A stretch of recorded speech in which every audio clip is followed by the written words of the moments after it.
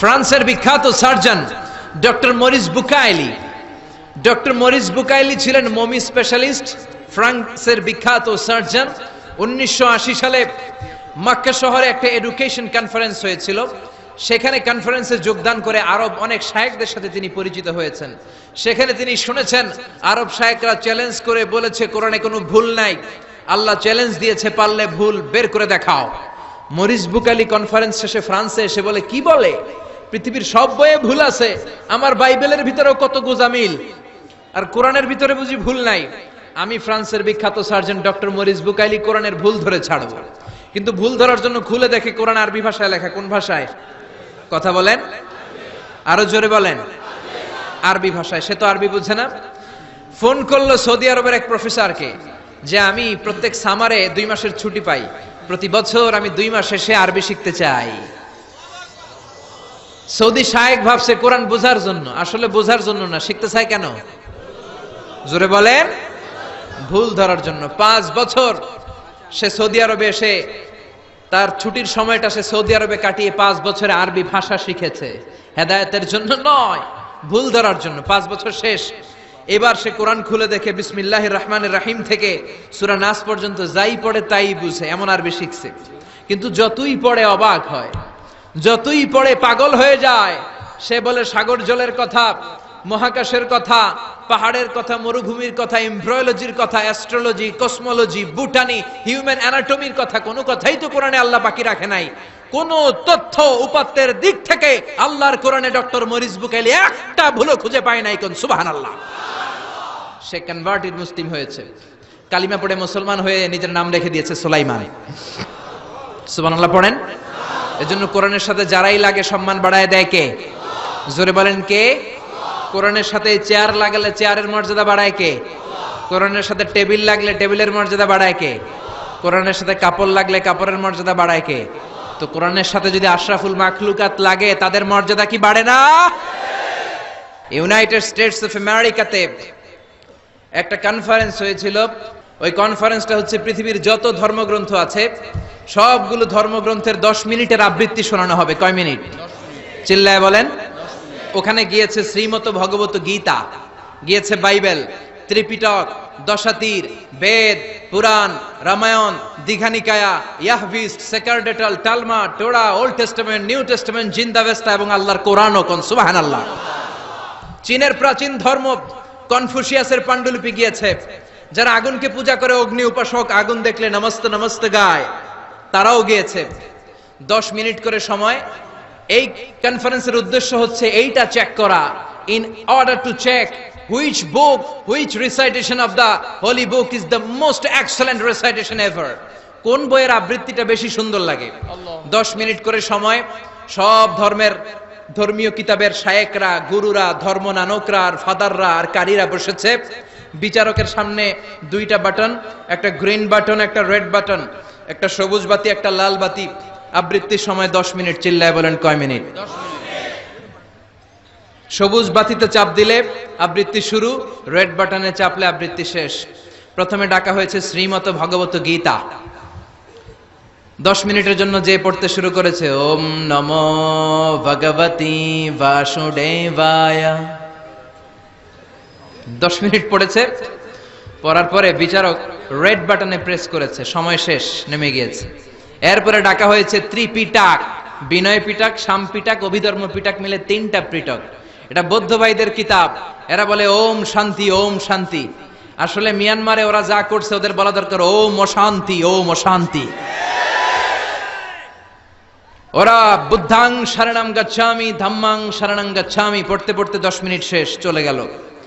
এরপরে ডাকা হলো দশাতীর, দশাতীরের ওরাও পড়লো। এরপরে ডাকা হলো গ্রন্থ সাহেব, পড়লো। জিন্দাবেস্তা পড়লো 10 মিনিট। এরপরে ডাকা হলো ভ্যাটিকান সিটির পোপকে। গত মাসে পোপ আসছিল না? এই পোপের আগের পোপ, তাকে ডাকা হলো to recite the Holi Bible for 10 minutes. 10 মিনিটের জন্য বাইবেল পড়তে আসেন। উনি এসে ওনাদের বাইবেল পড়ে গেল 10 মিনিটের জন্য। ওনার বাড়ি হচ্ছে ভ্যাটিকান সিটিতে, ইটালির রোমের মাঝখানে স্বায়ত্তশাসিত একটা আলাদা দেশ আছে। ওইখানে শুধু পোপরা থাকে, যারা বিয়ে টিয়ে না করে খ্রিস্টানদের ফাদার, প্রোটেস্টান্ট, অর্থোডক্স আর রোমান ক্যাথলিক ওরা সেইখানে রাজ্য স্থাপন করেছে, গোটা বিশ্বের খ্রিস্ট ধর্মকে তারা চালায়। তারা 10 মিনিট সব ধর্ম গ্রন্থের আবৃত্তি এবং তেলাওয়াতের পরে সর্বশেষে মুসলমানদের ধর্মগ্রন্থ কোরআন আবৃত্তি করার জন্য ডাকা হয়েছে। এসেছে মিশরের কারি আব্দুল বাসিত ইবনে আব্দুস সামাদ। যারা ওনার তেলাওয়াত শুনেছেন দেখবেন উনি তেলাওয়াত করে আবার সময় নেয়, আধা মিনিট শ্বাস নেয়, আবার লম্বা দম নিয়ে তাল লয় নিয়ে টান দেয়, আবার পিছন থেকে টান দেয়। তাকে ডাকা হলো, now the representative of Muslim community Abdul Basit Ibne Abdus Samad will now recite the holy book Quran for 10 minutes. মিশর থেকে আসা মুসলিম জাতির প্রতিনিধি তাদের ধর্মগ্রন্থ কোরআন নিয়ে এবার 10 মিনিট তেলাওয়াত করবে। কয় মিনিট? 10 মিনিট।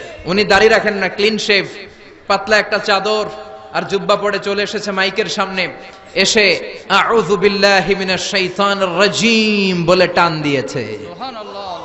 সময় কয় মিনিট? উনি সূরা ফাতিহা পড়তে সময় নিয়ে নিয়েছে 13 মিনিট। সুবহানাল্লাহ।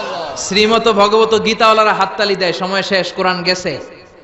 কিন্তু কি আজীব তামাশা, বিচারক তো লালবাতি চাপে না। বিচারককে লালবাতি চাপার বিষয়টা ভুলিয়ে দিয়েছে কে? কেউ যেটা পারে না সেটা পারে কে? আব্দুল বাসিত কয় এই তো সুযোগ পাইছি আমি। বিচারক যেহেতু লালবাতি চাপে না, আমি আরেকটা সূরা ধরি। উনি কোরআনের সবচেয়ে সুন্দর সূরা আর রহমান তেলাওয়াত শুরু করলেন। উনি উনার গলায় আল্লাহ যত সুর দিয়েছিলেন সব সুর, দরদ, আদর ঢেলে দিয়ে সুরের ঝংকার তুলে পুরো কনফারেন্সকে মাতিয়ে দিলেন। 15 মিনিট হয়ে যায়, বিচারক লালবাতি চাপে না। 20 মিনিট, 25 মিনিট, 30 মিনিট হয়ে যায়, লালবাতি চাপে না। এদিকে অর্গানাইজিং কমিটির প্রধান চেয়ার থেকে উঠে এসে বিচারকের গায়ে ধাক্কা দিয়ে বলে, এই man, what's the hell are you doing here? What's wrong with you? Why aren't you pressing the red button? লাল বাতি চাপোস না কেন? ওরে ধাক্কা দেওয়ার পরে বিচারক ভূত দেখার মতো চমকে উঠছে, কি আল্লাহ, হ্যাঁ লাল বাতি।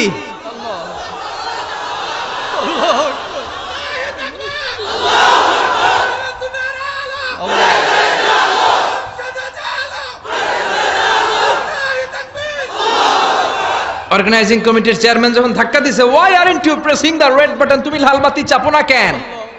ভিমড়ি খেয়ে উঠছে লাভ দিয়ে, কি হ্যাঁ লাল বাতি, নীল বাতি, কোন বাতি? কোন বাতি? হুশ নাই, ওর হুশ নিয়ে গেছে কে? আবার যখন আব্দুল বাসিতের তেলাওয়াতের দিকে তাকায় আবার বেহুশ। না পেরে বিচারক দাঁড়িয়ে বলে, ও Abdul Basit Ibne Abdus Samad, come from Egypt, there is no time limits for you, recite as much as you wish. ও আব্দুল বাসিত, আজকের এই প্রতিযোগিতায় তোর জন্য তেলাওয়াতের কোনো সময় নাই, তোর যত মনে চায় তুই পড়ে যা।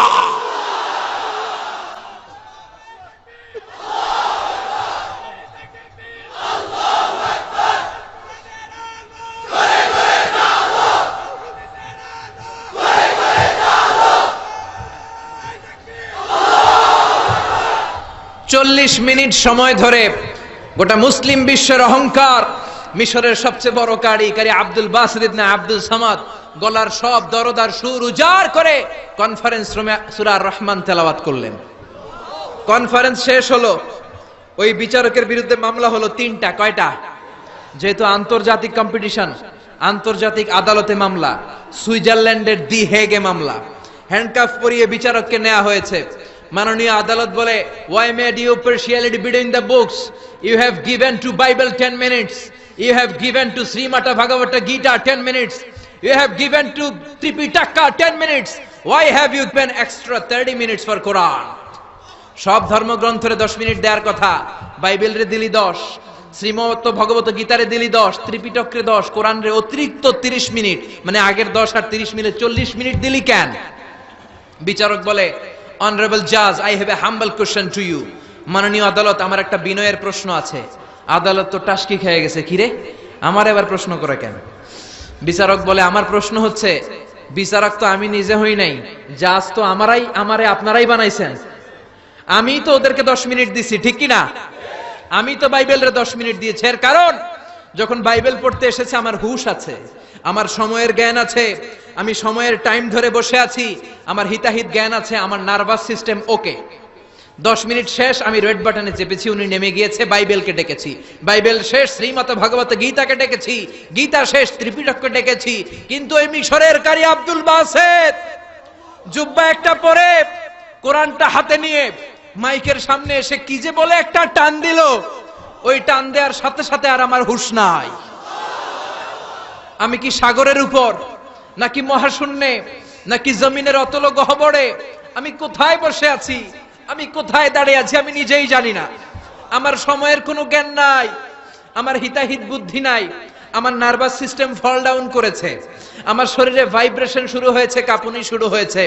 মাননীয় আদালত, যখন একটা মানুষের হিতাহিত জ্ঞান থাকে না, যখন একটা মানুষের সময়ে কোনো বিবেক বুদ্ধি থাকে না, যখন কারো নার্ভাস সিস্টেম ফল ডাউন করে, কি এক মন্ত্র সে পড়তে শুরু করলো, আমার হুঁশ সে কেড়ে নিল, আমি কিছুই বুঝতে পারছি না। যখন আমি আমার সাথে নাই, যখন আমার হুঁশ নাই, যখন আমার নার্ভাস সিস্টেম ফল ডাউন করেছে, এরকম একটা পরিস্থিতিতে যখন আমি medically unfit, how can I press the red button, you answer me? কেমন করে আমি লাল বাতি চাপবো তুমি বলো? প্রিয় ভাইয়েরা, আপনারা যারা আইন নিয়ে পড়াশোনা করেন তারা জানেন, কেউ যদি মেডিকেলি আনফিট থাকে তার কোনো বিচার হয় না, ঠিক কিনা? পাগল খুন করলেও বিচার নাই, ঠিক কিনা? সে কোরআনকে অতিরিক্ত সম্মান দেওয়ার কারণে সর্বশেষে এই বিচারকের কোনো বিচারই হয় নাই। বেকসুর খালাসের ব্যবস্থা এই বিচারককে করে দিয়েছে কে? এই জন্য ওই কোরআন ধরতে রাজি আছে মুসলমান, পড়তে রাজি আছে মুসলমান, ওই কোরআনের জন্য মরতে রাজি আছে মুসলমান। অনেক আলোচনা হয়েছে, 3টা কর্মসূচি নিয়ে বিদায় নিতে চাই। কর্মসূচি নাম্বার 1, কোরআন তেলাওয়াত করতে জানতে হবে, রাজি আছেন? যারা জানি না তারা শিখবো। 2 নম্বর কর্মসূচি, মাতৃভাষায় প্রতিদিন কোরআন পড়বো। কোরআনের বঙ্গানুবাদ পাওয়া যায় মোবাইলে, অ্যান্ড্রয়েড সেটে কোরআনের ট্রান্সলেশন পাওয়া যায় বঙ্গানুবাদ। প্রতিদিন একটা আয়াত হলেও আমরা কোরআনের অর্থ পড়বো। 3 নাম্বার, বাঁচি আর মরি কোরআনের পক্ষে থাকবো, চিল্লা এখন ঠিক কিনা?